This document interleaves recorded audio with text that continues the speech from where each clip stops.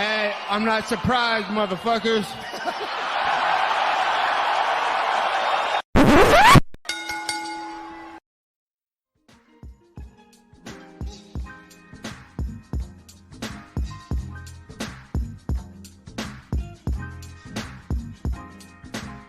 What is up, ladies and gentlemen? Welcome back to Courtside Soundoff podcast. Once again, I'm Josh Evanoff. He's the one and only Angel Ortega. We have a packed week this week, ladies and gentlemen. We always got to talk about UFC 271, Israel Adesanya defeating Robert Whittaker. We got some UFC Vegas 48 going down this Saturday night. We have Bellator 274 going head-to-head on that night. Earlier in the day, we also have Amir Khan, Kell Brook on the boxing side of things. Before we get into all the news, all the MMA, all the boxing, as always, if you can 10% off your order at rogueenergy.com, use the code SOUNDOFF at checkout. This code SOUNDOFF at checkout for 10% off of all your energy needs. We talked about it before. If you listen to the show, you obviously know, but they are an amazing, delicious energy and focus drink. Just go ahead and use code SOUNDOFF at checkout, 10% off. It'll go straight to us, and you can get yourself something nice as well. Last Saturday night from the Toyota Center in Houston, Texas, UFC 271, Israel Adesanya defeating Robert Whittaker via unanimous decision. For the first round, it looked like we were just going to have a repeat of the first fight. Izzy knocked down Whittaker, dominated him. Over the course of the fight, the Reaper kept on fighting, clawed himself back into the fight. By the end of the night, some people thought that Whittaker won. Some thought, the majority thought Adesanya won. He swept the scorecards 48, 47, 48, 47, 49, 46. Angel, my man, you and I watched the fight. I was mostly joking, but I was also kind of telling you throughout the night, like, dude, Whittaker, he's fighting himself back in this. At the end of the 5 rounds, maybe we watched it, but at the end of the 5 rounds, what was your scorecard for the fight? You know, this is one I need to go back and rewatch, without a doubt. Because looking at it at face value, right, at that moment in time, it at least to me, it had seemed like Izzy had won the first 3, Robert had won the last 2. And, you know, going online, looking at MMA decisions, and look, unanimously through the media, it looked like it was an easy win. The judges had it for Izzy. And then, but there was a lot of people who thought Robert Whittaker won, Josh. I almost, I didn't want to equate it to this at the time. I didn't want to mention this to you, because that was kind of an out there thought. But, and we'll get into it a bit, but I almost want to throw it out there. Is this kind of be like Izzy's GSP and, Johnny Hendricks fight? Like his equivalent of that for his career? Like, do you think this fight will be like that for him? Will it always be kind of like, yeah, you won that, but, you know, Johnny Hendricks won it. You know what I mean? Like, do you think that'll be for Izzy? Like, this fight will be that equivalent for him? It has the capacity to, but I think the reason why that fight haunted GSP I don't think it really gave a fuck, but it haunted. Yeah, because he retired. His legacy for a long time is because he retired post-fight. So rather than, you know, he got a gift decision, and in my opinion, that's one of the worst of all time. Obviously, there's some people that like nowadays try to like rewrite history. No, that's still a terrible decision as it is today, as it was whenever it happened back in 2014. I don't think that's going to be this for Izzy, because I think these two will probably fight again down the line. And I also think the vast majority think that Izzy did win the fight. Which obviously helps. You know, I don't think you guys can go back and look at MMA decisions for that GSP Hendricks fight. I think it was unanimous that GSP lost. I think it was unanimous across fans that GSP lost. It was a really, really bad decision. This one, I think it could go either way. I did rewatch it in preparation for this week. On the night of, I thought Izzy took it. I just thought like the leg kicks, and I also thought round 1 was so clear. I gave Whittaker 2 and 5, I believe. Rewatching it, I did give him 2, 4, and 5. So I did have Whittaker winning, but it wasn't some over. It felt like one of those fights that Izzy let slip away. I felt like it was more of a case of Izzy letting the fight slip away than Whittaker winning. Granted, Izzy did win on the scorecards, like officially, but I gave 2 just because I thought it rebounded, and I thought his jab was really, really nice, and he was landing a decent bit. Round 5, I also thought it was a clear Whittaker round. It all comes down to round 3 and 4. Unless you're Mike Beltran, Josh. Huh? Unless you're Mike Beltran, who thought Izzy won all rounds except round 2. Yeah, well, he's a good referee. He's a terrible judge. Jesus Christ. Anyway, so yeah, rounds 3 and 4 were very close. And it's an interesting, discussion, honestly, because it comes down to a lot of it is judging criteria. They always say damage should be scored first, but whenever there's not a whole lot of damage, they go through a whole bunch of other factors. Not a whole lot of damage was done by either one in those rounds. I thought striking was relatively equal. In round 3, I did give it to Adesanya. I thought he did the better work. And I don't believe Whittaker got a takedown in that round. If he did, he didn't keep on the mat for long. Round 4, Whittaker got the takedown. It was almost Misha Tate, Holly Holm-esque. He kind of slipped the punch, got the takedown, got the back, nearly got the choke in, except this time Adesanya fought out of it. But I thought it was the biggest moment of the round. And, I thought he got the closest to finishing the fight, so I gave him round 4, and I also thought the striking was relatively equal, so it was, I thought he won, but if you have Adesanya winning, it's more than defensible. Like, I hope people are listening going like, damn, this dude's a fucking idiot. Like, I mean, first of all, you're correct, but like, I'm not overly defending it, like, if you had the other way, that's fine. Yeah, we've had some pretty egregious ones though in the past, so. Oh yeah, for sure. But as far as this one goes, I mean, I don't think it was a big deal if you had Adesanya winning or, Whittaker winning. It's not exactly a big deal to me personally. As far as the third fight between these two goes, obviously Whittaker thought that he won. Adesanya thought that he won. Dana White said that the fight was very, very close. I don't even remember who he said that he thought won, but in the post-fight, he asked him about it. A reporter did. And, Dana said, somewhere down the line, we'll see. Normally Dana kind of shuts the door on a trilogy fight. When somebody is down 2-0. Not recently. What do you think about a potential third fight somewhere down the line for these two? I feel wild, man. I think Robert's just in a shitty position unless you're Brendan Schwab trying to tell him to go down to middleweight for some ridiculous reason, even though his record at middleweight, I believe, is 11-2 now. And those only 2 losses are to Israel Adesanya. And there's a clear, significant change in his abilities at middleweight than at welterweight. But, hey, man. He is just that other guy at this weight class, and he just has this guy who is such an amazing guy who's so dominant right now. And he gave him a hell of a close fight, and he knows that in the back of his mind, he's like, if I get in there, maybe I can sneak it through again. Maybe I can get it. Did you read my article about that? Because no, I wrote for BJ Penn earlier this week about shots. Did I say something very similar to what you said? Oh, damn near exactly. Because I pointed out in the article how Whittaker's 11-2 at middleweight, but his only loss is being to Israel Adesanya. No, I didn't read your article, Josh, just so you know, but I'm very happy that we share a very similar opinion, just so you know. Yeah, that is hilarious. Yeah, man. Shout out BJPen.com. Shout out BJPen.com. Go ahead and I never actually mentioned like on any social media that I'm writing for them. I just kind of put it in my bio. So yeah, I write for BJPen.com now. Yeah, so go ahead and feel free to go shout out them. Great site, love them. But yeah, anyway, so I actually did see some people more than Schwab discussing that. And I think that's honestly, it's a ridiculous move.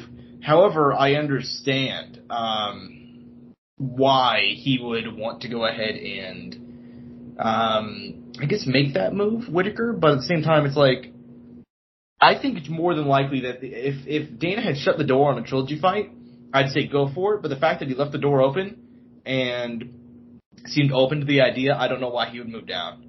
I honestly don't. Like, it's one thing if like Dana went, yeah, if he lost badly again, I'd say sure, do it. Because I think Whittaker, he said, a long time ago, years ago, he's like, yeah, I can make the cut, I just don't want to. It's a rough one for me. He's still not a big middleweight. I mean, you could see the size difference between him and Izzy was pretty.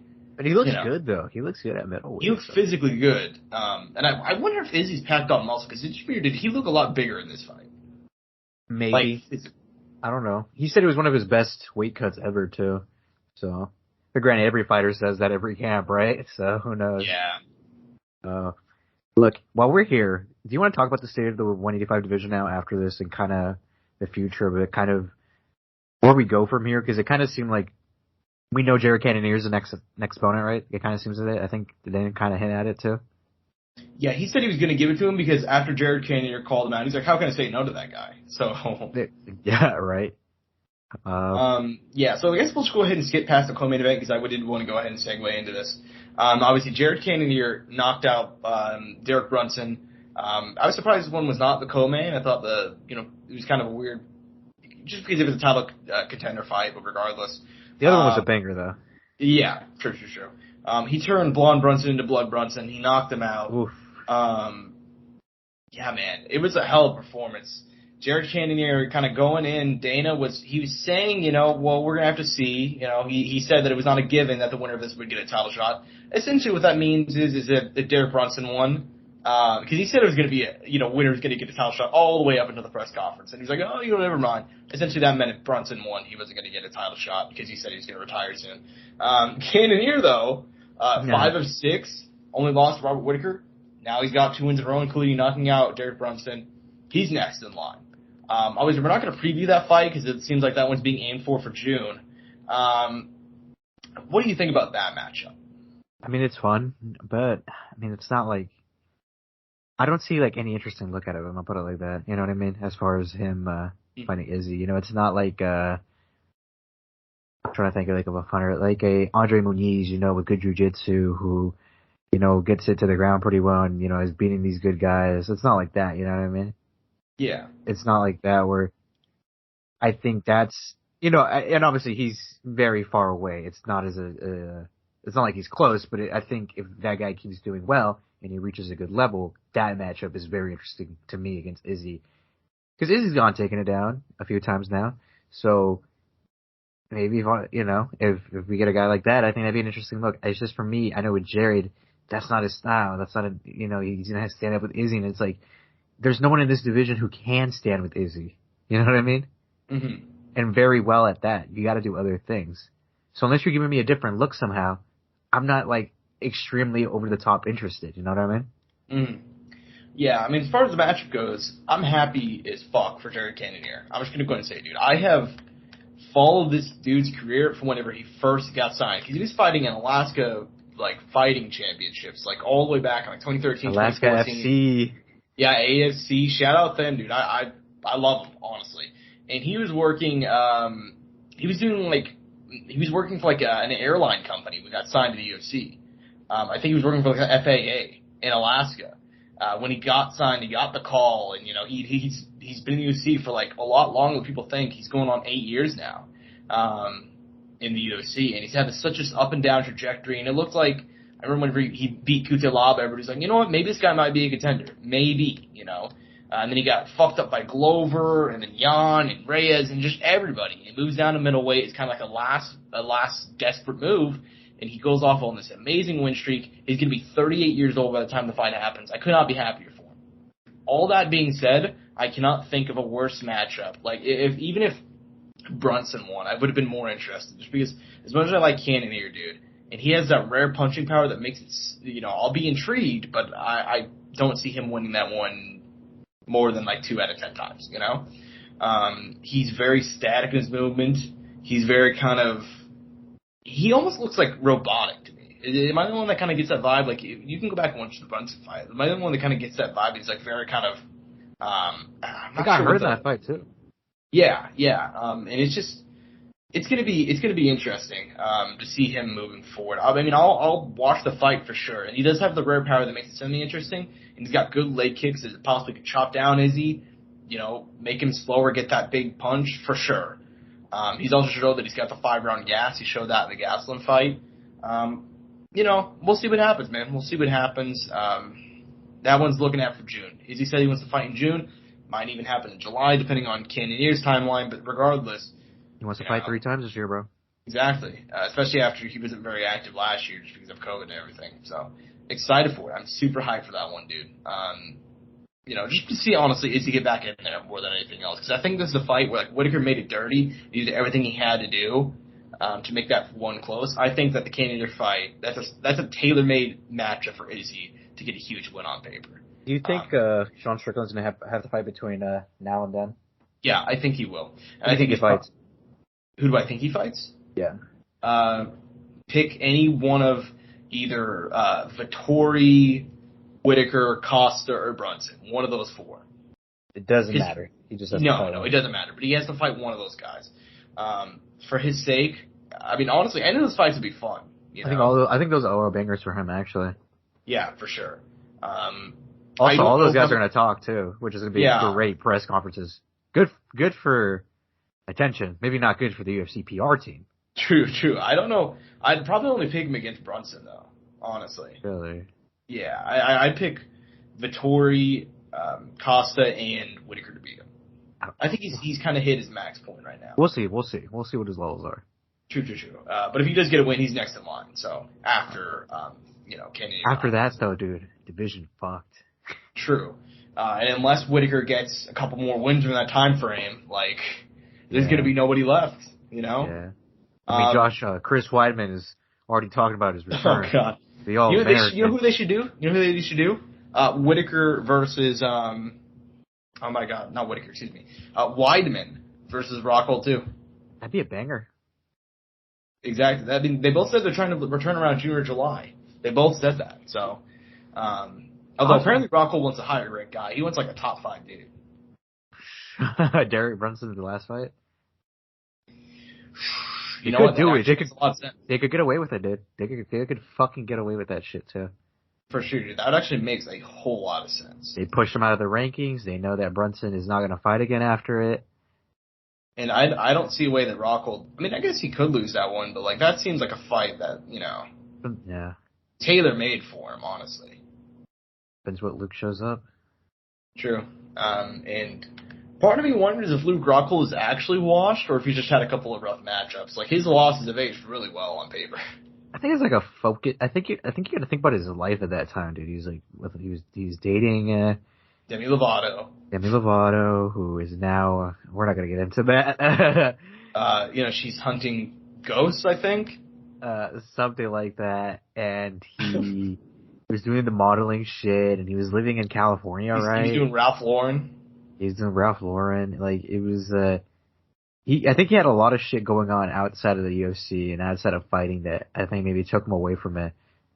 And when he was really focused and everything was super just linear and it was just fighting, like maybe everything was a little more simpler and then everything got a little harder with more shit, more pressure, more attention, more this, more that. And then they're questioning his focus. They're questioning if he can handle it. They're questioning if him getting this chick is taking time from this or taking time from that or Molly's, whatever it may be, But from what I heard he's in a really good spot right now, though. That's what I've also heard. I want to go ahead and remind people of something real quickly. His last 4 fights, actually we can just go last 5, just make it like an even number, or you know what I mean, a nice round number. He defeated Weidman, UFC middleweight title fight. He lost the title to Bisping. He knocked out David Branch. He lost to Romero. That was a fight that Romero came in on short notice, missed weight. People forget Rockhold was actually winning that fight up until the 4th round when he got KO'd. And then he lost to Jan Blachowicz at light heavyweight. Who became UFC champ not too long after it. So, he's in a lot of those, he had a lot of injuries. He's not fought to 2019. If Rockhold comes in, he's healthy. I think he's an interesting I heard Bisping talk about it. He's like, I've seen him in the gym. I would not be surprised if he wins a fight and he gets a title fight. Like, he was just, and for that to come out of Bisping, I'm like, would not, I mean, shit, dude, who knows? Yeah, man, Rockhold's an interesting wild card in the division. If he wins a fight or two, who knows? If Weidman comes back 100% Angel. I mean, Josh. Who knows? I don't know. Like I told you, Josh, I always thought he would be an interesting matchup if he was healthy again. Yeah, I agree with you. I think Prime Weidman. Man, I think he would have caused Izzy a lot of problems. I feel like everybody is already, they're already crowning Izzy, as like, the middleweight GOAT, or they're trying to put him into the conversation. He's up there. I think Weidman's still number 2, honestly. I feel like people... a lot of people had an issue with that because I saw that as well, where they weren't agreeing on Weidman being in that conversation at all. Yeah, which is... I'd have to look into this a lot to give a better opinion. Because we all know Anderson Silva's king. Oh yeah, Anderson's king because of all that, but I believe Izzy has one more title defense for him than Weidman. But you got to remember, like, people really shit on Weidman now, and they've kind of like done that weird thing. Like whenever like a fighter loses, how they immediately start like kind of, what's it called, revisionist history. They start kind of doing that to like their legacy or whatever. But like, dude, like, people need to really go back and take a look at Weidman's run. I mean, he won the title by knocking out Anderson. People forget. Anderson was playing. He was losing the fight before that. He beat Anderson with a leg injury, which is unfortunate because he nearly knocked Anderson out moments before the leg injury. he knocked him down nearly. I mean, I believe he actually knocked him out, and Anderson came back to on the ground. By the way, no respect on my boy Gegard Mousasi. So, why would Gegard be in that conversation? Dude, I gotta respect the guy who's fought that much, dude. No, I'm joking. Gegard's in my top 10 for sure. I was about to say, dude, I know he's not has all those crazy accolades, but god damn, do I fucking just appreciate. If he just won more at the top level, I'd have him in my top 5 probably, but he just kind of lacks some of those big wins. Just you wait, Josh. He's gonna beat Austin Vanderford. He's gonna cut weight and beat fucking the best record in MMA right now, and that he'll be retired. You also have Evanoff. Where you at? Fair enough. Maybe. And actually, he's gonna go up to 205. Division's fucked. And then real quickly, just to back to the Weidman thing, he beat Lyoto Machida and then he knocked out TRT Vitor. So, yeah, dude. I think people are trying to crown Izzy way too soon, but we spent a little bit. I mean, you do look at Izzy's though, and you're like, fuck, man. You know what I mean? No, it's excellent. It's excellent, but you know what I mean? It is pretty nice, and it's only gonna get better, which is for sure. But it comes down to you take Anderson twice, Machida, and then TRT Vitor. Do you take that, or do you take Whitaker twice, Romero, Costa, and Vittori? I don't blame if anybody takes Adesanya, but damn, Prime Weidman was a motherfucker, man. Before all the injuries and everything, injuries, man. Yeah, fucking injuries. Yeah, are you ready to go and move on to the co-main event? Yeah, no, we definitely did spend a lot of time on that, but I'm happy we did. I mean, it was that night of that division, right? You know, as far as with the belt being on the line and the 2 bouts with that weight class in the main event. Yeah, true. It was definitely middleweight. Main card. It was a middleweight night yeah, for sure. Moving on down to the co-main event though, dude, Derek Lewis, fighting him in Houston used to be like going into the Lions Den, He was undefeated in Houston up until he fought Cyril Gane. And now he's lost his last 2 in Houston. Tai Tuivasa, 11th ranked, coming in. He survives the storm, which I'm still not sure how he did. And then he knocks out Derek Lewis, puts him out cold for the first time in Derek Lewis's career, dude. Put him out cold, knocks him out in the second round. Tai Tuivasa, number 3 ranked. Dude, what are your thoughts on him moving forward in the division as a potential title challenger? It's crazy, man. Tai Tuivasa is now in conversations to fight guys like Cyril Gane, Stipe Miocic, John Jones, and Francis Ngannou. That's fucking unbelievable. You know something though, Josh? If I would have seen that footage of Tai Tuivasa hyping up Mark Hunt right before Mark Hunt beat Derek Lewis, maybe I would have picked Tai Tuivasa, not gonna lie. Dude, I saw that too. I was like, god damn it, if I would have seen this might have been the first time I've ever picked against Derek. And I've never picked against Derek ever in a fight. In any fight ever in the time we've done the podcast. Yeah, you guys can go listen through it. He's picked it every single time. I picked him in every single bout he's ever been in. And honestly, that would have been maybe the one time I saw that footage, I was like, god damn it, if I would have seen this before, I actually might have chosen Tai. And, you know something, Josh? I brought it up. I was like, if he's gonna beat him, he's gonna beat him in that really short exchange. And he did. He got him in those really tight exchanges. He put him up against the cage, dude. And he held him there for a bit, and he caught him with that short elbow, man, and he put him out. I mean, that shit was crazy. And it was looking scary for him. Derek managed to get the fight not to the ground, but it ended up getting there at some point in some exchange, and Tai had to get back up, and he looked like Stipe Miocic after, he had been hurt by Francis trying to get up and eating shots, and I mean, that didn't work out for Stipe, but for Tai, dude, Tai fucking ate it like it was nothing, dude, and not a lot of people can eat shots like that from Derek, and he did, and I mean, that's one fucking tough guy, dude, and I mean, he is in a very good spot. He is very marketable. He's very likable, and I'm curious to see how much he continues to grow as a fighter.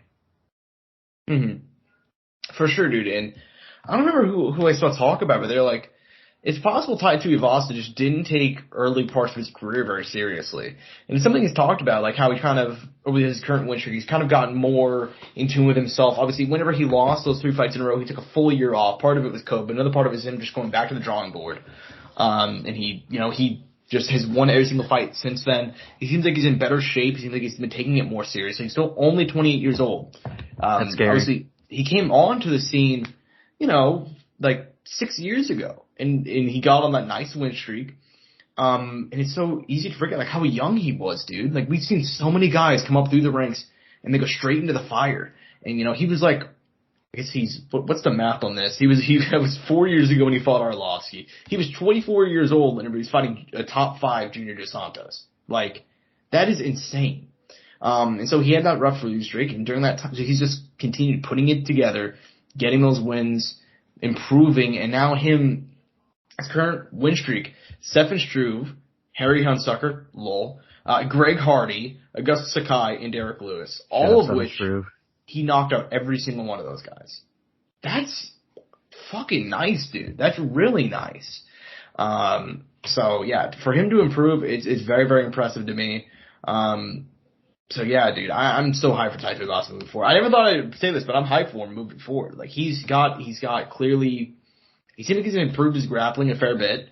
His striking is obviously on point, and for him to kind of weather that storm against Derek Lewis, dude, he has an insane chin. We already knew that going in, but dude, I mean, to knock out Derek Lewis, that's a whole nother level. So hype for him moving forward. Moving on down the card, this one, I don't think there's a whole lot to say here other than just like, damn, because we didn't pick this fight, but it got elevated to the main card, which is exactly what the loser wanted. Renato Moicano defeating Alexander Hernandez, submission rear naked choke. He rocked him, then he dropped him, subbed him all in the second round. Dude, Renato Moicano is a guy that, very easy to forget, not that long ago was like, if he beat Jose Aldo, he was going to fight for the title at featherweight. And he's had a rough time since then. Now lightweight, dude, is he a guy that you can see potentially moving forward, breaking into that top 5, breaking into that top 10, and potentially being maybe not a title challenger, being a contender in that 155-pound division?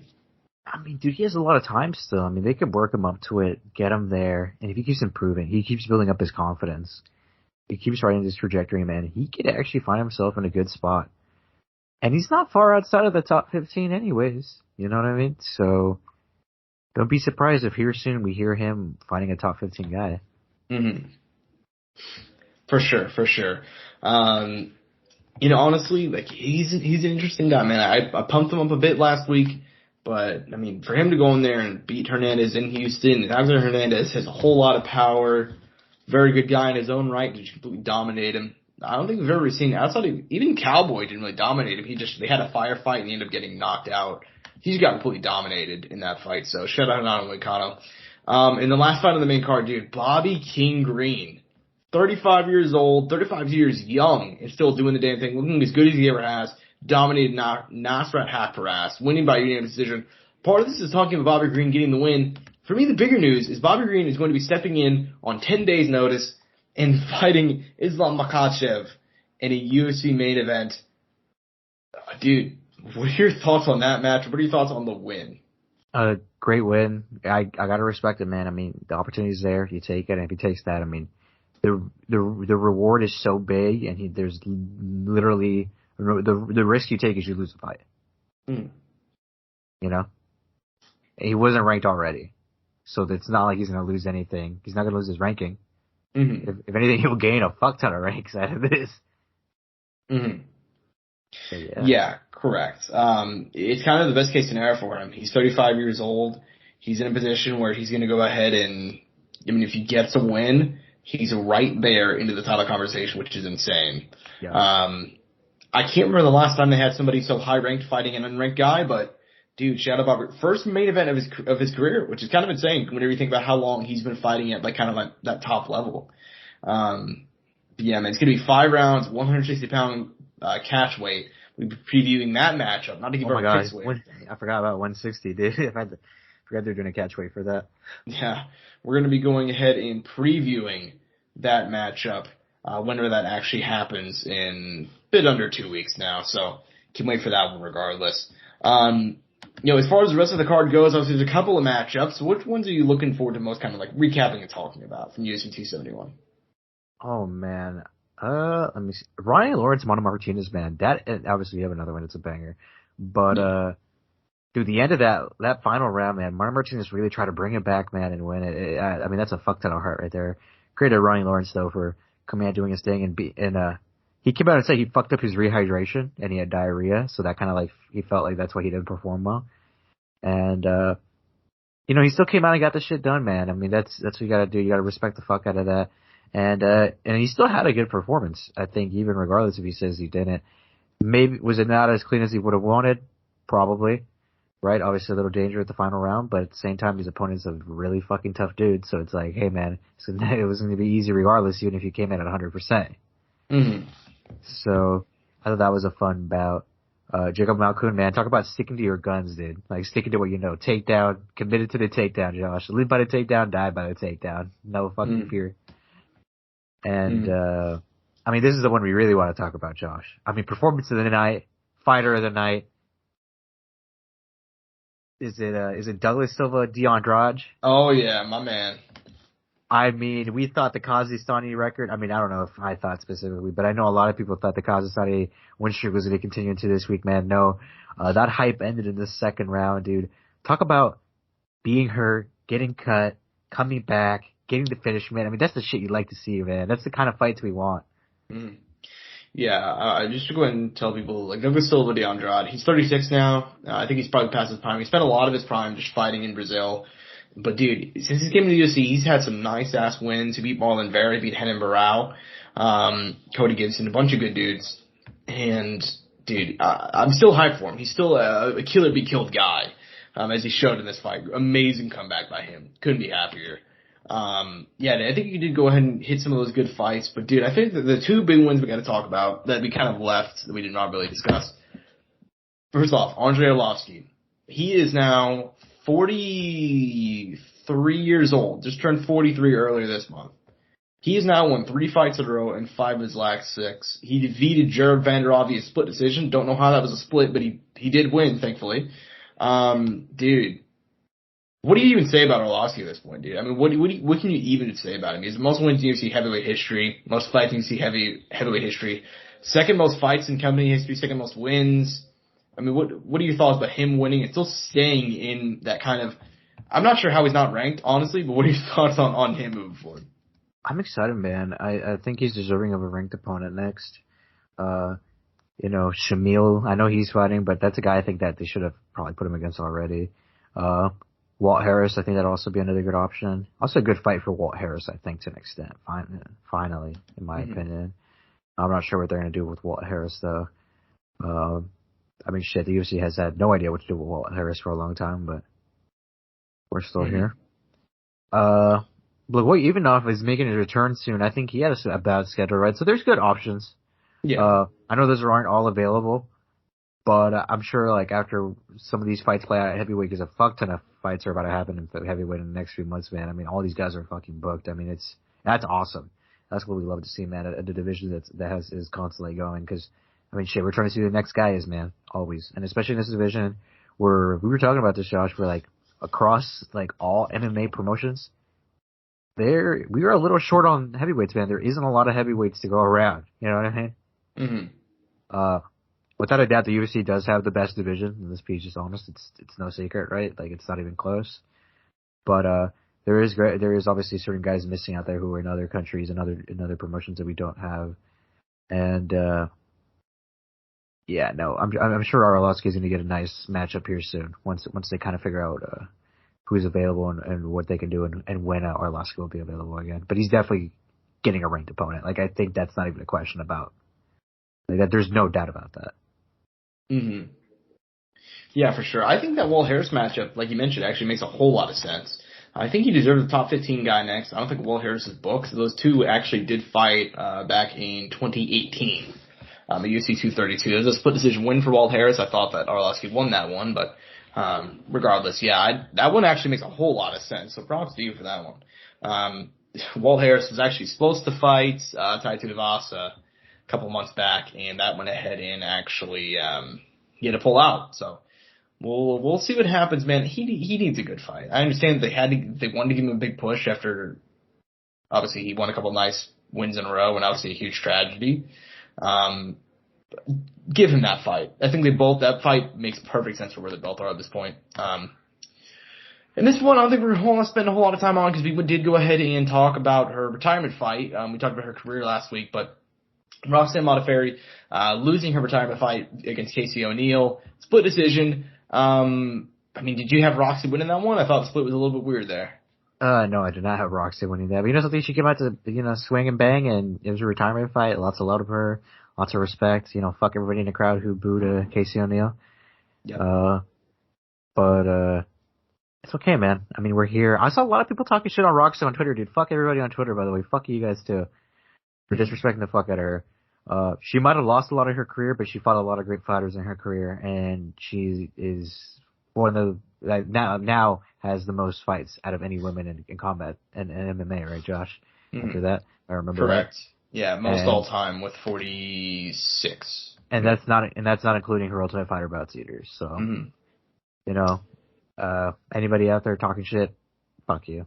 Yeah, essentially, fuck you. Yeah, she's a once in a generation. She's one of the old breed, dude. I mean, she was a gamer. She would fight anybody. She was just that fighter. And, if you talk shit, I don't understand it. I mean, she fought as high as lightweight, dude. Like, she was fighting back in the day in like 2003. So, she's of a rare breed. And, you know, I understand a lot of MMA fans kind of, I feel like it could be crossover for like a boxing crowd, where like they see somebody with like a 25-20 record, and they're like, oh man, they must suck. But like, she did not suck. She was very, very good in her career. She beat Macy Barber. I mean, even further than that, I mean, she beat Valerie Letourneau, Sheena Dobson. At one point, she fought for the UFC title in 2017. So, yeah. She was good. At one point, she was legitimately one of the greatest flyweights on the planet. So, and for her career, at one point, she lost 7 in a row to kind of return, get back on track, become a contender. It was something to, honestly, in 2013, 2014, it was incredible, dude. It was honestly, like, it was a hell of a story. So for her to go ahead and retire, props to her. I'm very sad she did not capture the strap. You know, it's funny, if some people have asked this question like on Reddit or on Twitter before, like if you could change one fight result in MMA history, just change one moment, what would you do? Mine is actually to have Roxanne Modafferi lock in that armbar in the 5th round for the UFC title. Like, she got inches away from winning that fight. Yeah. And I thought it would have been so, you know, that would just perfect capstone to her career. But, you know, regardless, it is what it is. I think you ready to go and move on from this card onto this weekend's? Fuck yeah, dude, I'm excited. All right, me too. UFC Vegas 48 going down UFC Apex in Las Vegas, Nevada once again. Interesting card. Obviously, the UFC's had a couple of these cards, which have just been ravaged by injuries. This one we talked about Elastic Rafael and Rafael moving to UFC 272, so not an injury but a visa issue. This time, they're elevating a fight to the main event. Light heavyweights, Johnny Walker, Jamal Hill getting the 5-round treatment, ranked number 10 and number 12 respectively. Both these guys, interesting place in their career. Johnny Walker was, at one point, the shiny new toy. He was a guy that had won a couple of fights in via knockout. People talk about him fighting John Jones, fighting for the title. Since then, he's lost 3 or 4. Granted, you gotta consider opposition, you know, fought all good guys, so on and so forth. Last fight being Thiago Santos in October, lost via unanimous decision. Jamal Hill, he is what Johnny Walker was back in 2018, 2019. Less hype for sure, but, you know, still, he's 30 years old, tons of power, very well-rounded, coming off a knockout win over Jimmy Crute, which is just a savage performance. He broke his face in like 40 seconds. I mean, it was insane. What are your thoughts on this matchup and who you got in the UFC Vegas 48 main event? It's a good fucking fight, man. Good fight for Jamal Hill. Obviously, last time out, getting a big victory, like you said, over our boy Jimmy Crute. Before that, really devastating loss to Paul Craig. I didn't know this, Josh, but Paul Craig's talking about retirement? He said he wants to retire before he turns 36.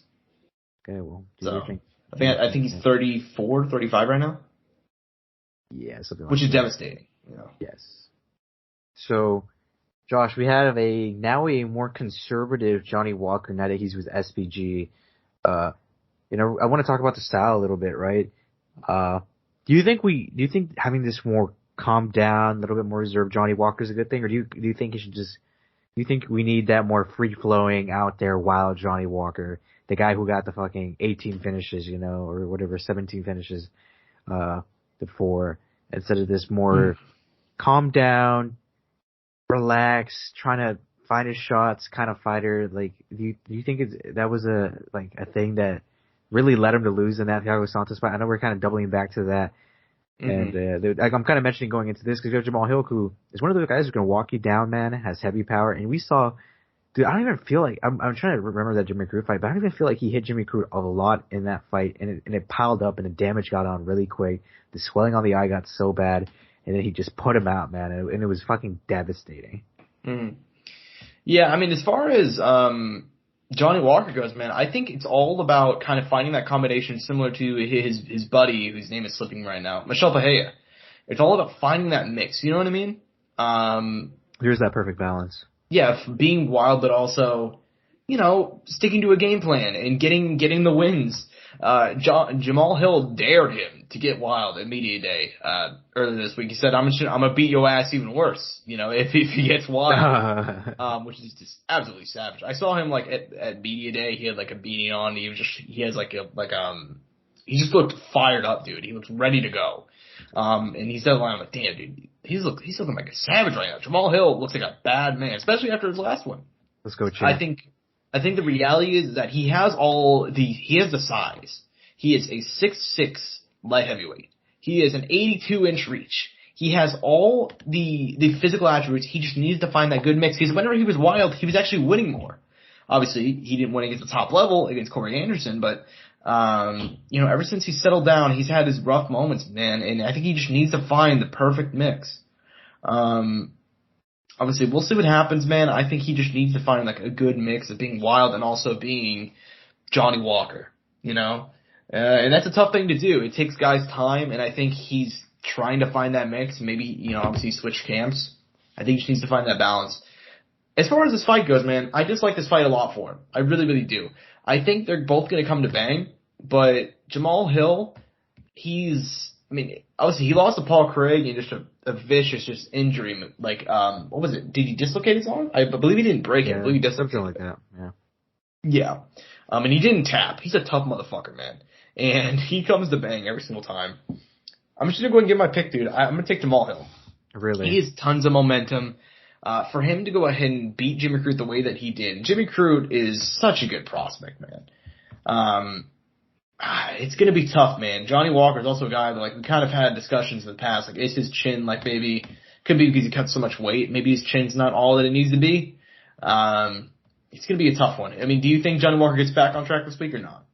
I think he can, man. I'm going to go on the opposite end. I think he can. I think this is actually, I don't think it's a bad, I think the opposite. I think it's a good matchup for Johnny Walker. Ooh. I think if he comes in, he has that, if he develops a good game plan, he has that nice balance. If he finds a good mixture of being wild and active and sticking to what he has to do, especially in a 5-round event, man, I could see a late finish for Johnny Walker. Mm-hmm. Yeah, man, I mean, I get your point. I think that the thing about Johnny Walker is I feel like he can win any fight. You know what I mean? Just because of his style and his length and so on and so forth. He's got to keep him at range. I think this is actually a fight. Like, the Thiago Santos fight was not very fun, but I think, like, he needs to keep him at range for this one. If he gets wild, I think Jamal Hill, quote, will beat his ass even worse. But, we'll have to see what happens. Overall, though, it should be a fun main event at the very least. I think this one, everybody said about the Thiago Santos fight, and there's no way this one could be boring. I actually don't think this one there's any way it could be boring. Moving on down, honestly, a really, really strange co-main event, but this card's really, really weak. Dude, at 195, by the way. Yeah, 195. It's going to be a catch weight, because, Jimmy Pickett is coming in at short notice. Obviously, it is going to be Kyle Dawkins, who, interesting guy, former Cage Fury, champ. He's fought some top level guys. He lost to Brendan Allen, beat Dustin Stolfus, lost to Phil Hawes. He beat Kevin Holland, and that was reversed, thankfully, to a no contest, because, dude got knocked out by a headbutt. So that's not cool. But he's taking on, Jamie Pickett, who, up and down guys, so to speak. I mean, he got signed to the UFC after a Contender Series win. He went 0-2, looked like he was going to be cut. He battled with 2 nice wins. He beat Joseph Holmes just last month. So, who do you got in this co-main event? I got Kyle Dawkins, man. We talked last time again when he fought Kevin Holland. We talked about him getting touched a lot and being hittable. And that fight, he showed improvements in his striking, man. And he has a very good ground game. I mean, I think most of his wins are via submission. And I could see him winning this week, man. I could see him winning. And I think it's going to be a submission, Josh. I'm actually going to call the finish. I think it'll be a submission. For Kyle Dawkins. Kyle Dawkins, yes. All right. Yeah, I'm on the same page. I don't know if it'll be a a submission, but I'm going to go and take Kell Brook as well. I think he's just a more established guy. I would not be surprised if Jamie Pickett wins. I think he's pretty good striking, good cardio. He's taking this one on short notice, which is a little bit dicey. You know, he just fought last month. Honestly a huge fan of the guy. He's turned around super quickly. Just for, medical reasons. Like, this dude fought 15 minutes and now he's turning around. Bobby Green is probably, the only one I'll feel comfortable with just because, he's fighting a grappler. But yeah, man, I'm going to go ahead and take Kell Brook in the co-main event, get a nice win. I feel like they're probably giving him that co-main event spot because through no fault of his own, he did have that fight reversed to a no contest against Kevin Holland. So I think that's probably why they're giving him this nice spot here. Cause I think there's other fights on this card that could be the co-main event, but, and as far as those go, I mean, what are fights that you're looking forward to on this card? We always got to shout out one of the kings of all the UFC, Josh, Jim Miller. Still doing the damn thing, man. Still trucking along. He's going to make it to UFC 300. A quick shout out to him. He's fighting Nicholas Mota. I feel like I've heard this name before. Is this his debut?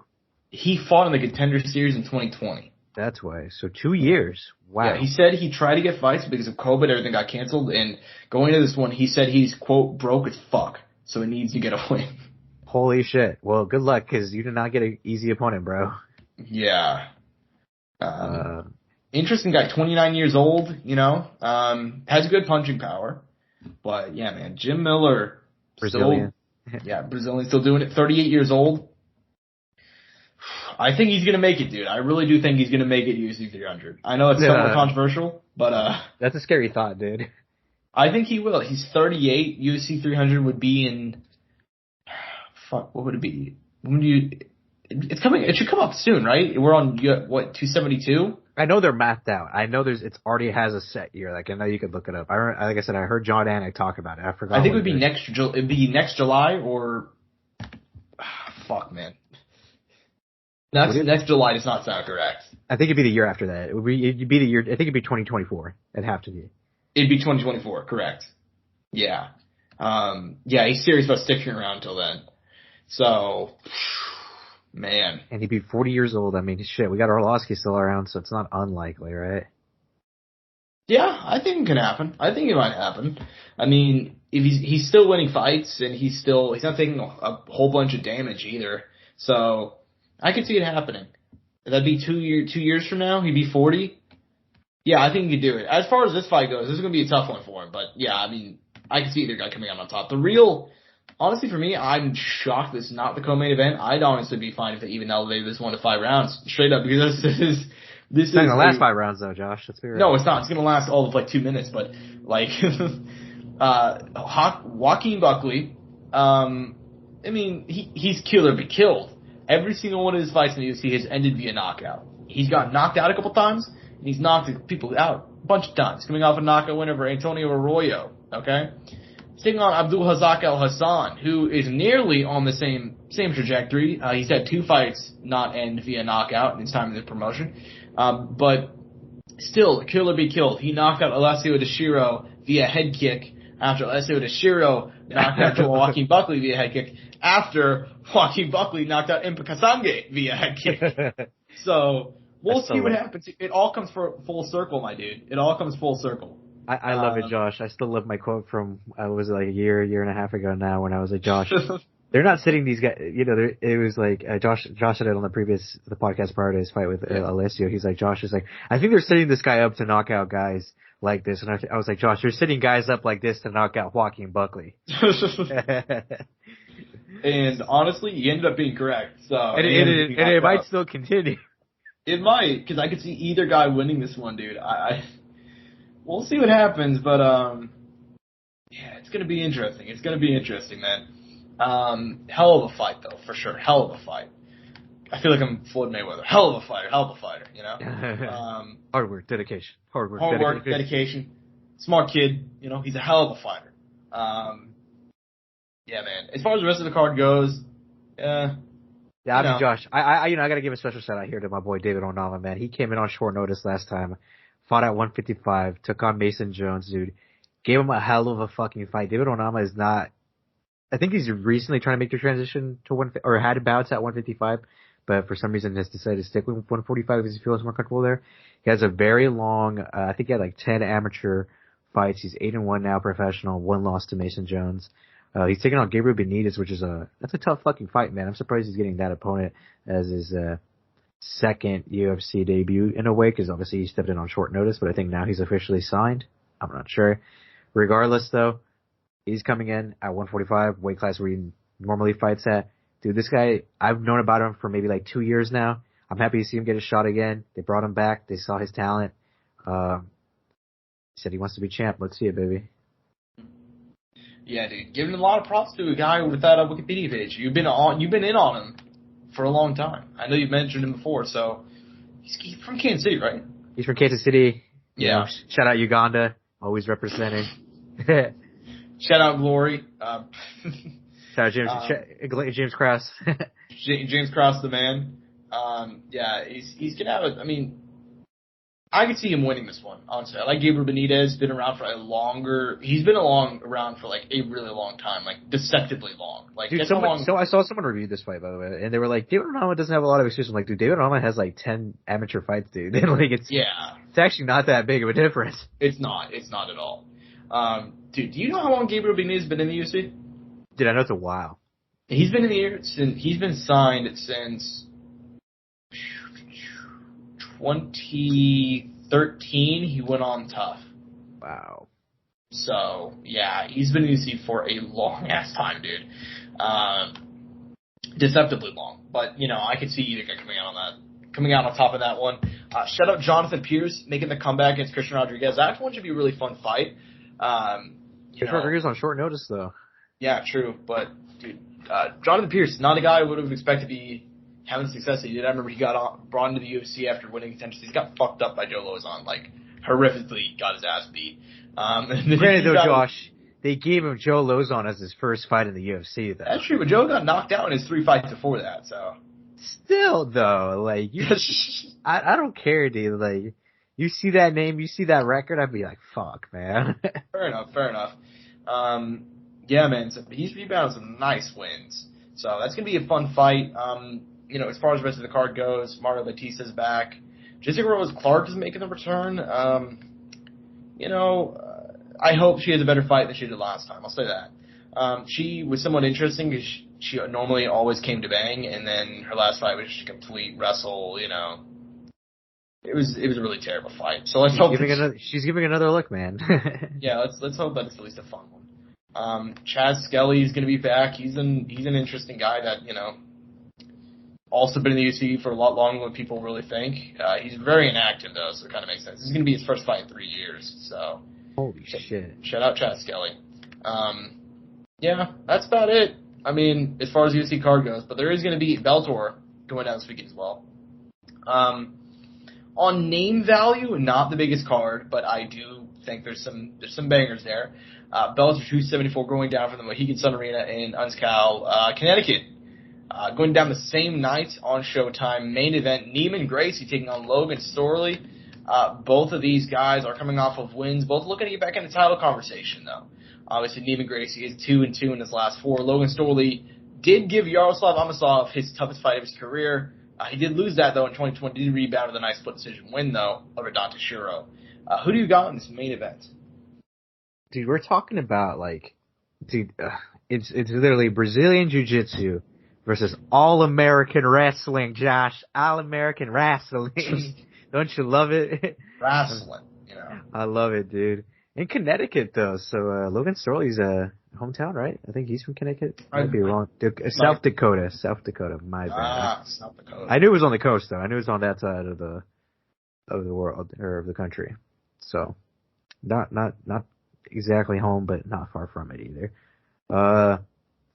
Look, I think Logan Storley's gonna have a hard time with Neiman Gracie, Josh. I really do. I think Neiman Gracie's gonna give Logan Storley hell.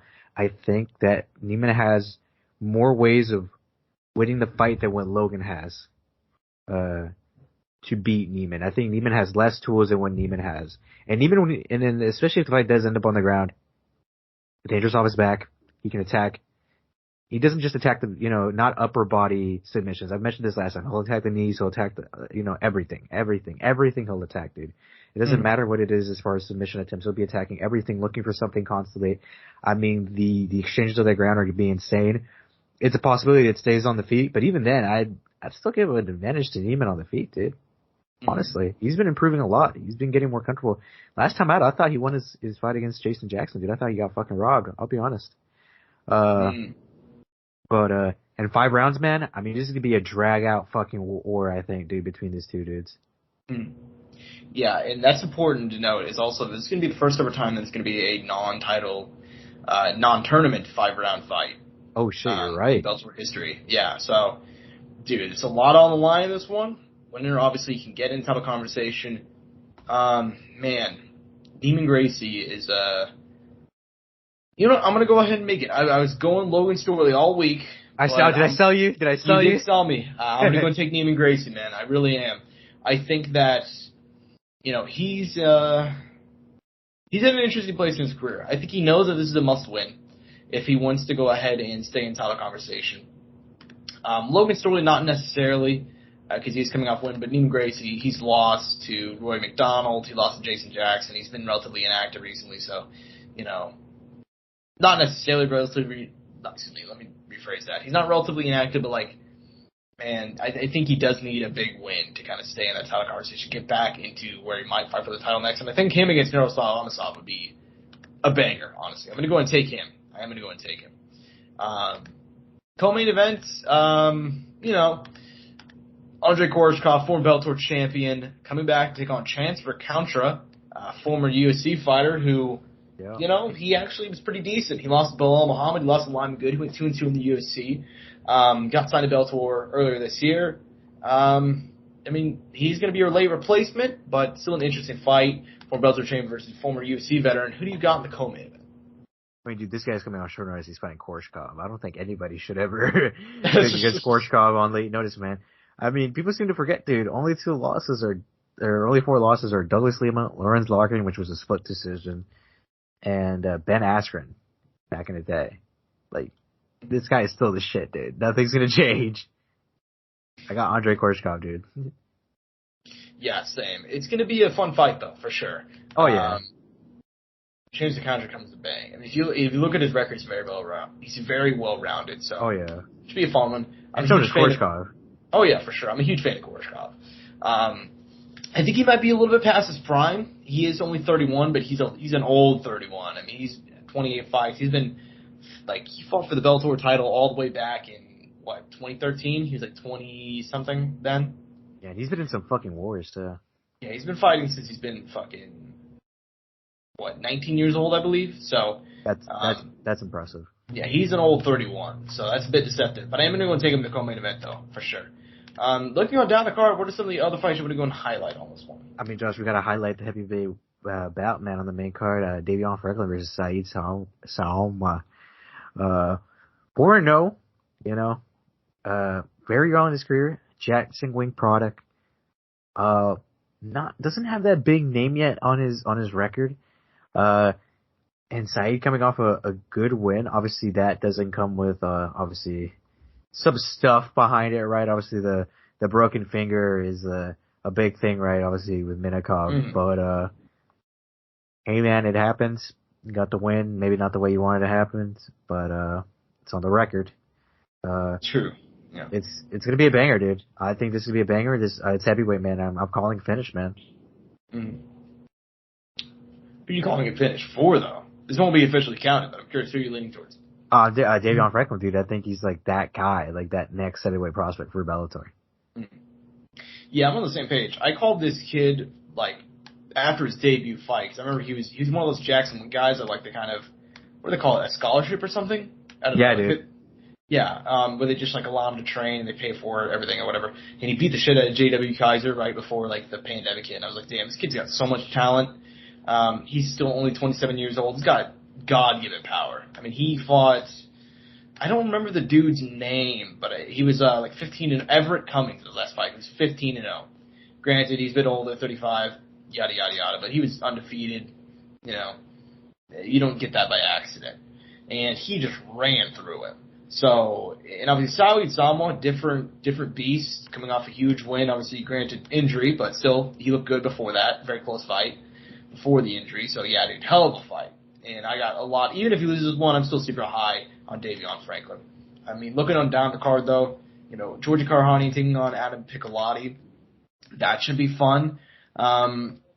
Still both these guys have had a lot, relatively recent struggles, but I'm still interested to see the fight. Two of Bellator's, lightweight, mainstays, so to speak. Deanna Bennett taking on Justine Kish should be interesting. Aviv Gazoli is back. That should be interesting. But the big one for me, Brennan Ward. Do you remember that name, Brennan Ward?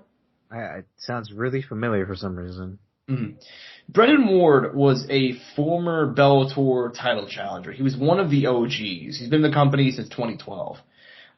He fought, Alexander Shlemenko, Cyborg Santos, Saeed Awad, Paul Daly, Curtis Millender, so on and so forth. He fought for Shlemenko's title, where Shlemenko was middleweight champion. He's been out of the cage since 2017. He's been gone for 5 years, my man. What happened? So he got arrested for threatening a police officer. Yeah, that's pretty bad, man. He was sentenced to I think maybe a year in jail. And then after because he said that he was on drugs for his entire career. He's addicted to drugs. After getting out of jail, he then went to rehab for a year. That's good. So he's been out of the cage for a long time. He previously actually retired in 2018, but he's making a return. He's taking on a 10-10 guy, Brandon Bell. I don't know a whole lot about this kid, but Brendan Ward has the capacity to have a really, really awesome comeback story if he can get the win on Saturday. I am rooting for him. I'm going to be honest. I really am. Just to have all that happen and addicted to drugs for the majority of his career. And that's honestly, if he's able to make the return and get a win, it'd be awesome. And I kind of feel like they're kind of setting him up for it, taking on a 37-year-old guy who is 10-10, who's lost 3 in a row. But at the same time, I don't really care. I was a fan of Brendan Ward because he gave so many wars back in the day for Bellator. I would love to see him come back and get a nice win. So, yeah, just wanted to shout him out on the prelims. Bit of a low-key return, but I'm hyped for him to come back, dude. I really, really am. Yeah, it should be a lot of fun. But, yeah, as far as Bellator goes, that's essentially all there is for MMA this week. But there is kind of one last thing that we're going to go ahead and give our thoughts on. Angel, I'm not sure if you have too many thoughts about this one, but it is the Walmart version, the UK version of Mayweather versus Pacquiao, so to speak. Amir Khan and Kell Brook, both these guys are years past their primes. Somebody looked back and they found an article where they were talking about fighting each other, all the way back in 2007, I think. It didn't happen until 2022. Both these guys have seen much better days. Wait, what year again? Can you repeat 2007. Holy shit. So, yeah, they've been talking about fighting each other for a long time. They've gone back and forth in the media a whole lot. And they're finally going to be doing the damn thing in the Manchester Arena. It's going to be on ESPN+. Very, very excited for this one.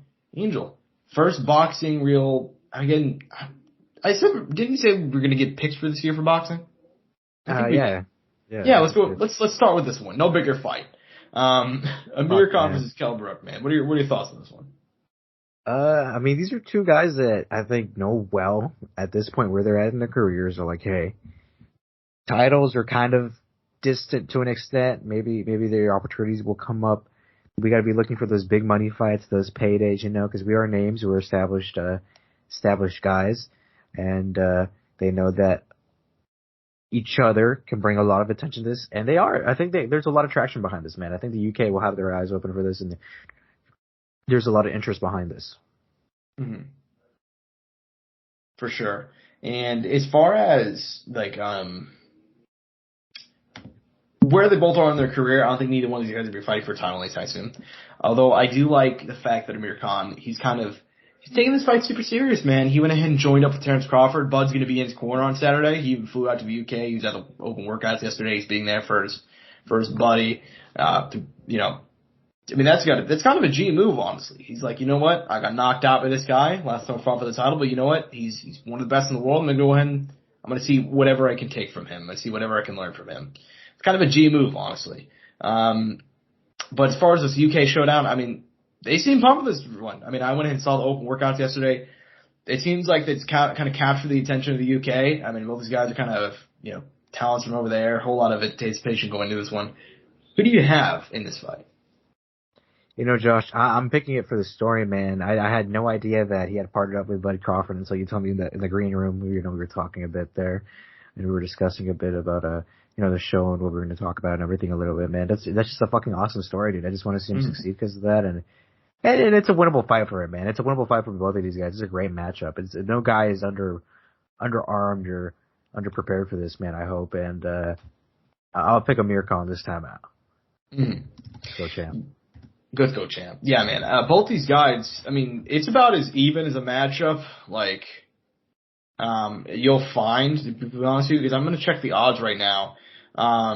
But it's pretty damn, I mean, because just basing off of the fact that, like, Brook's been out of the ring since 2020, got knocked out.